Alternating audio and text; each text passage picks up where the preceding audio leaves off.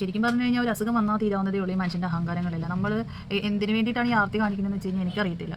ഓരോ മരണങ്ങൾ കാണുമ്പോൾ പലപ്പോഴും നമ്മൾ ചിന്തിക്കത്ത് പോലും ഇല്ല, നാളെ എൻ്റെ അവസ്ഥ ഇതാണെന്ന് ആരും ചിന്തിക്കുന്നില്ല അല്ലേ. അപ്പോൾ ഞാൻ ഇന്നൊരു മരണത്തിന് പോയിട്ടുണ്ടായിരുന്നു കേട്ടോ.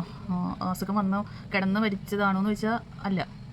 ഒരു 2 മാസം കാലത്തോളം ആയിട്ടുള്ളൂ ഇവർക്ക് അസുഖം എന്താണെന്നുള്ളത് പോലും അറിഞ്ഞിട്ട്. അതുവരെ അവർ ആക്റ്റീവായിട്ട് നല്ലപോലെ ബോൾഡായിട്ടുള്ള ലീഡ് ചെയ്യുന്നു. ഒരുപാട് പ്രായമൊന്നുമില്ല, ഒരു 40-45 വയസ്സ് അത്രയ്ക്ക് വരത്തുള്ളൂ. 13-11 വയസ്സുള്ള 2 കുട്ടികളുടെ, അത് പെൺകുട്ടികളുടെ ഉമ്മയാണ് കേട്ടോ. എന്നെ കല്യാണം കഴിച്ചുകൊണ്ട് പോയി വീടിൻ്റെ തൊട്ടടുത്ത വീട്ടിലുള്ള ആളാണ്. ഞാൻ കല്യാണം കഴിച്ച് പോയ സമയത്ത് നല്ലപോലെ സഹകരിച്ചിരുന്ന ഒരു വ്യക്തിയായിരുന്നു, ഒരു ആശാവർക്കറാണ്. അപ്പോൾ അവരുടെ അസുഖം എന്ന് വെച്ച് കഴിഞ്ഞാൽ അവർക്ക് മഞ്ഞപ്പിത്തം ഉണ്ടായിരുന്നു. അപ്പോൾ അത് ആന്തരിക അവയവത്തിലോട്ട് ബാധിക്കുകയുണ്ടായി. അതിനുശേഷം അവർക്ക് ക്യാൻസർ വന്നിട്ട് ലിവറെല്ലാം പോയിട്ടുണ്ടായിരുന്നു. ഇതാണ് ശരിക്കും മരണത്തിനുള്ളത്.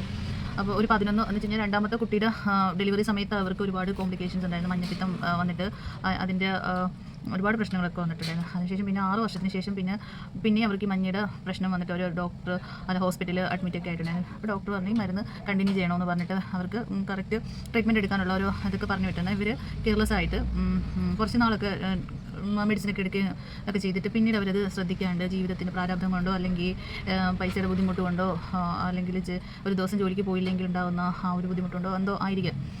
അപ്പോൾ അവരത് ചെയ്തില്ല. അപ്പോൾ ആ സമയം കൊണ്ടിത് ആന്തരിക അവയവം മൊത്തം ബാധിച്ചിട്ട് പിന്നീട് ഈ പറഞ്ഞ പോലെ ഏറ്റവും ലാസ്റ്റ് സ്റ്റേജിൽ, ക്യാൻസറിൻ്റെ ഏറ്റവും ലാസ്റ്റ് സ്റ്റേജിൽ എത്തിയിട്ട് ഇപ്പോൾ 2 മാസം മുമ്പ് ഇവർക്കൊരു നിർത്താതെ ഉള്ളൊരു പനി വന്ന്. അപ്പോൾ സാധാരണ ഇങ്ങനെ പനി വരുമ്പോൾ ഇവർ പാരസെറ്റമോളും ഡോളോ ഒക്കെ കഴിച്ച് ഇതുപോലെ അത് മാറ്റാറുണ്ട്. അപ്പോൾ നമ്മൾ ഇതുപോലെയൊക്കെയല്ലേ ചെയ്യുന്നത്.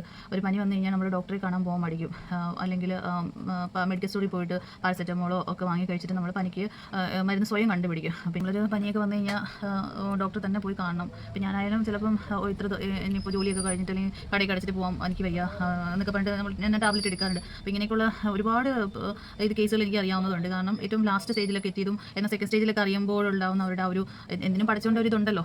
എന്നാലും സെക്കൻഡ് സ്റ്റേജിലൊക്കെ എത്തിയിട്ട് കുറേ കാലത്തോളം ജീവിച്ചിരിക്കുന്ന ആൾക്കാർ എനിക്കറിയാം. ലാസ്റ്റ് സ്റ്റേജ് വന്നിട്ട് ഡോക്ടർ പറഞ്ഞതിന് അപ്പുറം പോകാത്ത കുറേ ഇതും ഞാൻ അറിഞ്ഞിട്ടുണ്ട്, കണ്ടിട്ടുണ്ട്, ഒരുപാട് കേട്ടിട്ടുണ്ട്. അപ്പോൾ നമ്മുടെ ഇടയിൽ തന്നെ ഒരുപാട് കണ്ടും കേട്ടിട്ടും ഒക്കെ നമുക്കറിയാവുന്ന കാര്യങ്ങളാണ് കേട്ടോ.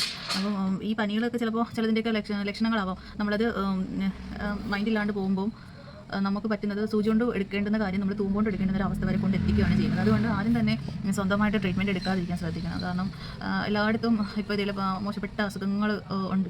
ഒട്ടുമിക്ക പലർക്കും അത് അറിയുന്നില്ല എന്നുള്ളതാണ്. അപ്പം നമ്മളാർക്കൊക്കെ ഇതുണ്ടെന്ന് പഠിച്ചവന് മാത്രമേ അറിയത്തുള്ളൂ. നമ്മൾ നോക്കിയാൽ പലപ്പോഴും നിസ്സാരമാക്കി കളയാണ്ട് വേണ്ട രീതിയിൽ വേണ്ട ട്രീറ്റ്മെൻറ്റ് വേണ്ട സമയത്ത് തന്നെ എടുക്കാൻ എല്ലാവരും ശ്രദ്ധിക്കുക കേട്ടോ. അപ്പോൾ വേറെ ഒന്നുമില്ല, ഇന്നത്തെ വീഡിയോ ഇത്രയൊക്കെ ഉള്ളൂ കേട്ടോ.